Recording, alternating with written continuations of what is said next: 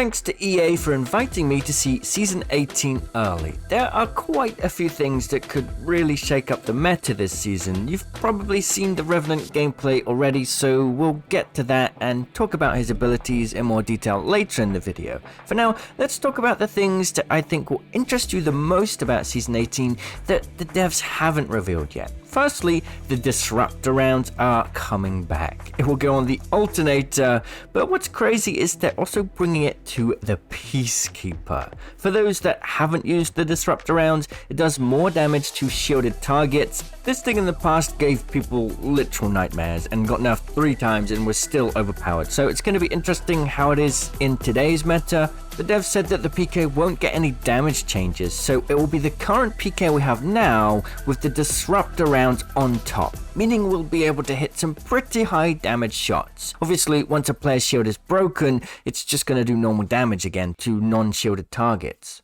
They really want to buff up the shotguns again this season and try to bring down the power of the SMGs. The devs have seen how big SMGs have been in the meta and even acknowledged how controller aim assist plays into that. I'll talk more about that later in the ranked section. First though, the Mastiff spread pattern is getting tightened again, which should make it far easier to hit more high damage shots with it more consistently. And on the other side of the fence, all SMGs are getting their strafe movement speed reduced and the headshot multiplier reduced. On top of that, the R99 is getting 1 less bullet in each of its magazine capacities again. The Prowler is also going into the care package with the select fire, which means it will have the full auto option again. Pretty exciting. And the Hemlock is leaving the care package. They've buffed the recoil and damage to make it better than the previous floor Hemlock, and they hope it will be a contender to the other ARs this season.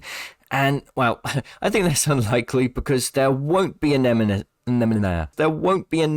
nerf this season. The lead weapons designer was asked if there would be a nerf, and he did say he's seen the complaints about the Nemesis, but the devs believe it's in a balanced state for now and competes well with the Flatline and R301. The biggest weapon change this season has to be the charge rifle. I think it's safe to say the playstyle of sitting somewhere up high, hidden from sight, whilst you beam people across the map won't be so manageable anymore.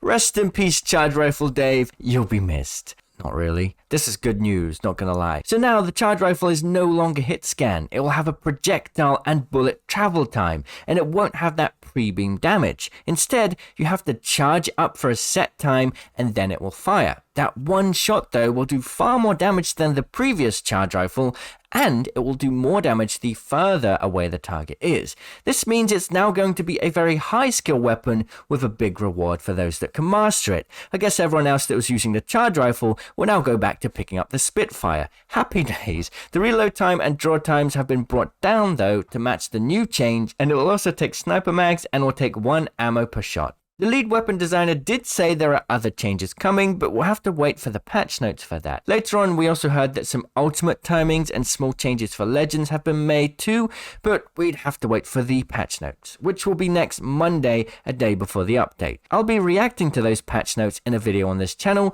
so a sub to the channel so you don't miss it would be notable. So we've talked about the meta changes, now let's talk about ranked and then the lore, because there's still a lot of fun lore stuff coming this year, which I'm actually super excited about, and I'm sure you will all be too. So we've already seen an overview of the rank changes they're making in a blog before. They summarized it again in the press event. Diamond Plus will have increased LP costs and less bonus points. You'll need a minimum elimination amount to get bonus points, and ring tunings have been adjusted to try and stop ratting. A lot of people were worried about how this could affect ALGS. Evan Nikolic, Apex's game designer, actually gave quite a decent reply and also talked a bit about ALGS too. It made me feel like some of the devs at the team do actually have a big passion and interest in the competitive side, and it's not just them catering to the casuals. What he said was that he knows the change is controversial, but what he's hoping to do is push the pace of the game in ALGS. He really wants to make the best game that is to play and also to watch, and he hopes the ring timing changes may help with that. but it's not set in stone. It's a risk they wanted to take to change the flow of gameplay, and he hinted that if it just completely went wrong in LGS, they'd revert the changes. He also mentioned how they toyed with the idea of turning off crafters outside of the zone so that that sort of rat playstyle could be eliminated. For now, the crafters will stay on, but that change could come in the future. When asked about aim assist, Evan also mentioned that they're definitely looking at it. It's becoming more apparent, he said. There's definitely something that they need to address. He said the reason the SMG meta is the way it is because of controller, but it's a big challenge and technically complex. He said if you could see the code that goes into every trigger pull in the game, it'd blow your mind a bit. The lead weapons designer added to the conversation saying how changing aim assist could very easily mess with the feel of the game and the controller feel, so they don't want to push anything early. They want to make sure the changes are healthy and are an improvement to the game before committing to it. Before we talk about the lore, there's another thing here to discuss. Ranked rewards are changing. Everybody will still get their trails this season, but starting from season 19, the rewards will be different. Dive trails will be gone. In its place, there'll be seasonal banner frames that match a player's rank, and these will expire similarly to how dive trails expired.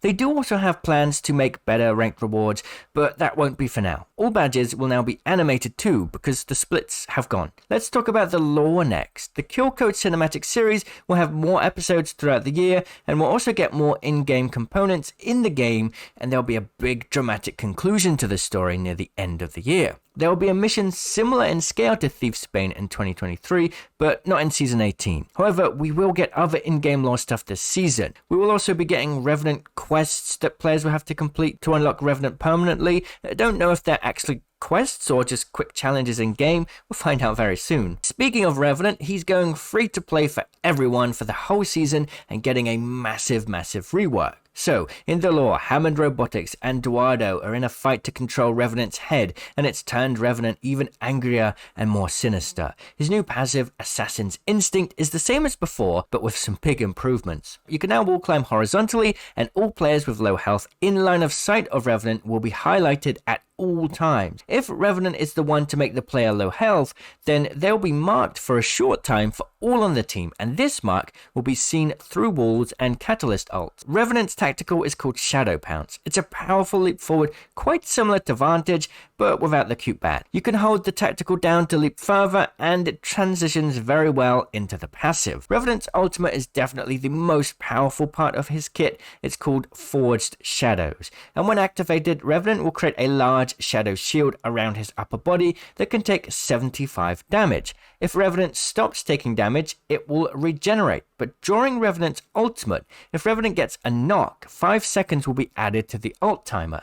The tactical will recharge too instantly, and the shadow shield will come back. So if you pair all of Revenant's abilities, he has the chance to go hunt down tons of low health opponents, he'll keep getting his shield back, and he'll keep being able to use his tactical very often during his ultimate. Honestly, Revenant sounds like a super fun legend, perfect for pubs and annihilating full squads. I think he lacks powerful team play for high level play, but he seems super fun to play in other areas of Apex. The devs mentioned that they may even rework other legends, similarly to Revenant 2, but they don't have a specific plan for that right now. We're also getting new mixtape maps this season. Gun Game and TDM will get The Core as a new map, and Control will get Production Yard.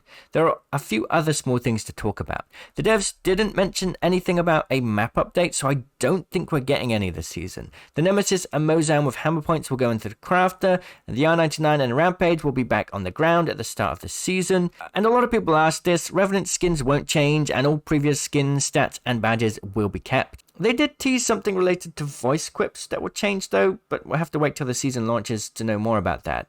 Oh, and here are some of the Battle Pass skins. We're getting a legendary reactive Eva 8 this season, and the rest of the new season stuff will be revealed in the patch notes, so I'll see you there on Monday. Cheerio!